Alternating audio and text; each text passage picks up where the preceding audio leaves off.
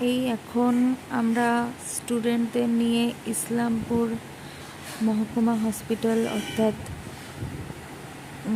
Sub divisional hospital যেটা সেটাই গেছিলাম। তারপরে আমি এখন যাচ্ছি ইসলামপুর থেকে কানকির দিকে একটু ঘুরতে। খুবই ক্লান্ত ছিলাম, সেই জন্য অ্যাপ্রনটাও ঢোকানোর সময় পাইনি। আর বসে বসে ভাবছি কখন পৌঁছাবো, একটু যদি রেস্ট নিতে পারি। এই হলো আশেপাশের সাইট সিন আর কি।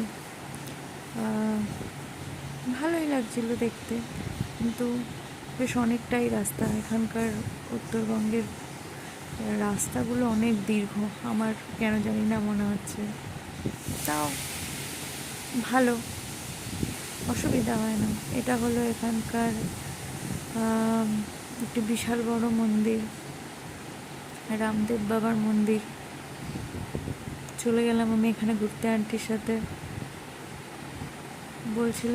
সবাই বলছিলেন যে এখানে এটা নাকি কোনো ভগবান শ্রীকৃষ্ণের একটি অবতার।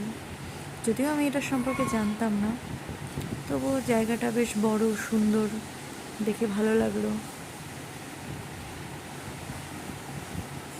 তারপরে এটা হলো আমাদের